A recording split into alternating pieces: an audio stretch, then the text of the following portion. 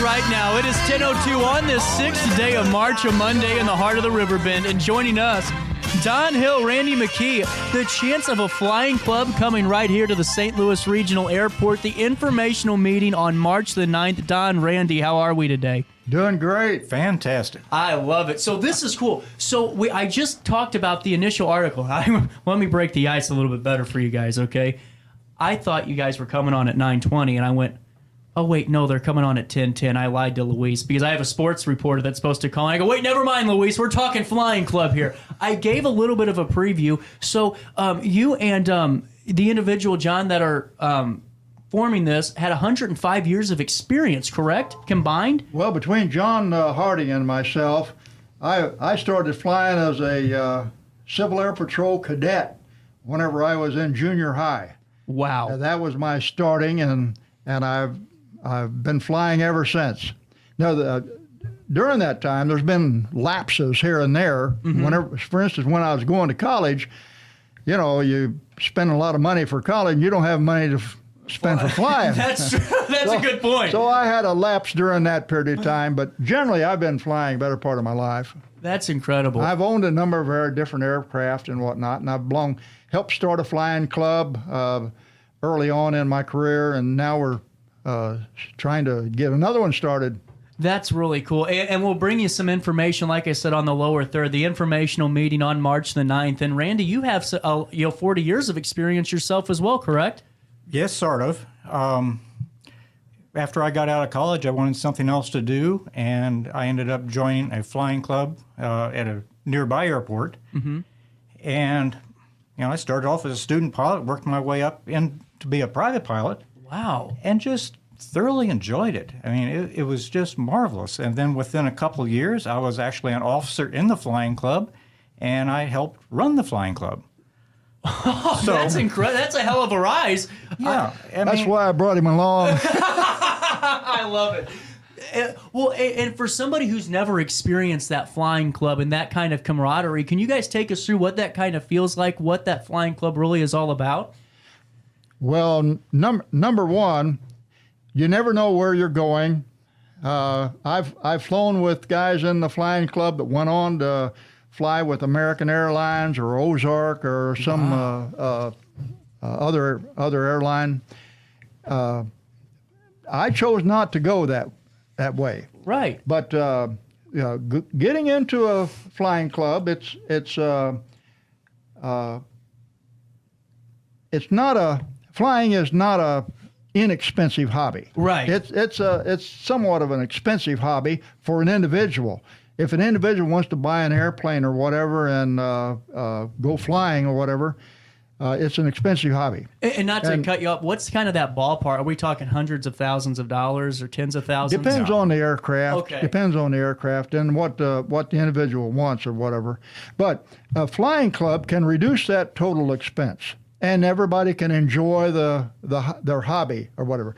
Some people will fly for different reasons. Some people go to birthdays, weddings, and funerals or whatever, and use an aircraft for going on longer distances. If you flew from say Bethalto to Salem, Illinois, right? Okay.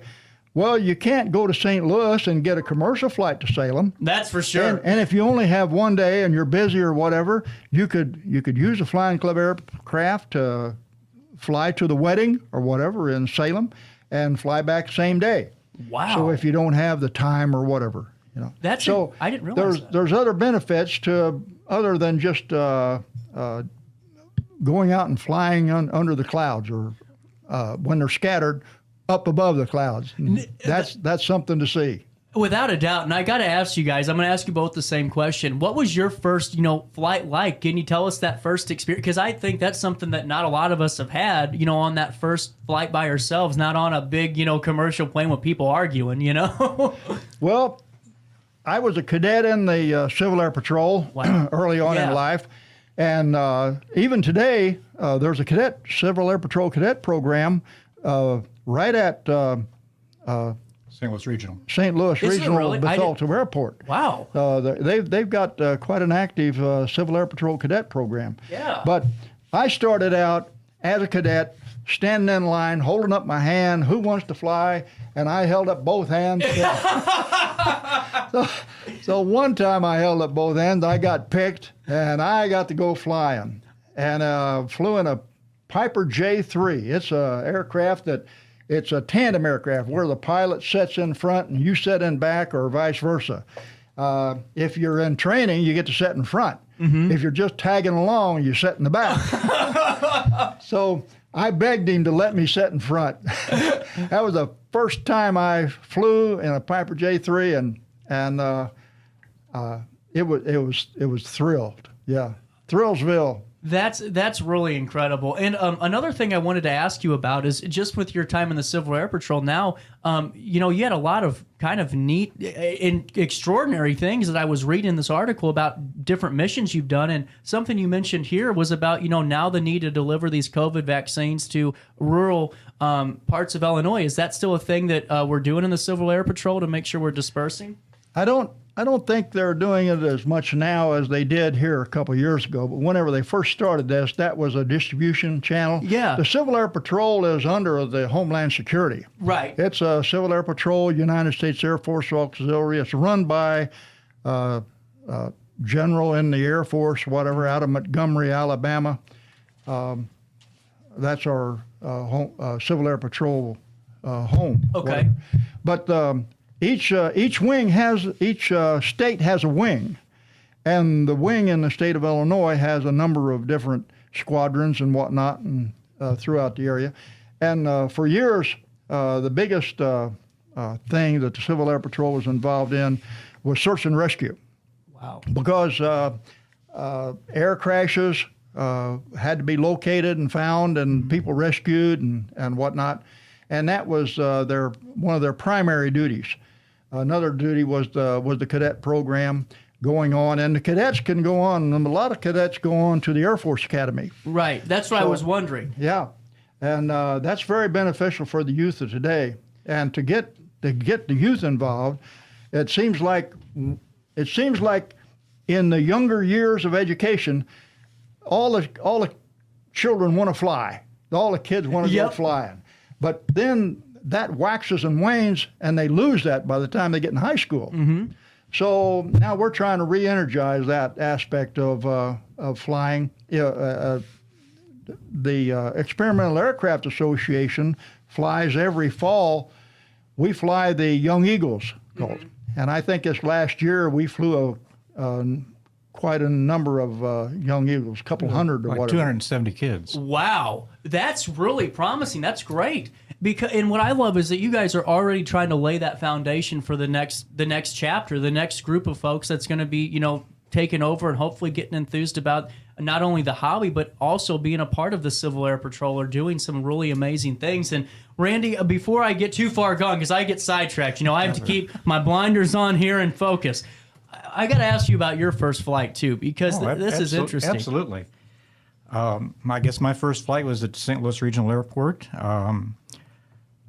I had taken a ground school course at Lewis and Clark just for something to do. Right. And, okay, this is fun.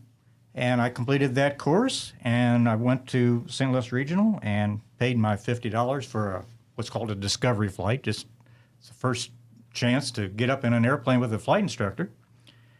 And I went up with this gentleman, and, hey, this is pretty neat. That's fine. And the guy says, well, what are you waiting for? What do you mean? Take a hold of the control stick and fly yourself. Oh, no way. Really? Is that a wing? Yeah, I guess that's wing. I knew nothing about it, really. Really? And within a few minutes, I was making some gentle turns and controlling the airplane and, well, just having a grand old time. Oh, that's awesome. So now initially, when he goes, take the control, are you going, what did I get myself into here? Oh, yeah. Pretty much, yeah. That was a lot of fun. That's fantastic. And really, before we circle back to the event and informational meeting, I want to ask you guys, because so many times I have a bunch of organizations on that, it seems like they're all trying to find the people that are going to carry the reins next, and it seems like it's hard to get some of the youth involved right now and get them excited or encouraged. But what I think it really cool is like what you guys just said with the Young Eagles. Now, is there an age limit for this organization? Do you have to be 18 or 21? No. It's ages 8 to 17. Wow. Oh, for Young Eagles. For the Young Eagles. Okay, for Young Eagles. Yeah. Now, for the club, is it over 21? Well, you can start when you're 16. Oh. But you can take the ground school when you're 16 with the FAA, and you can start flying, but you probably won't get your license until after you're 16. Someone even 15 years of age can start through a ground school, but they can't take the test until they're 16 or whatever for their license. That's interesting. Yeah, but there's a lot of other activity besides the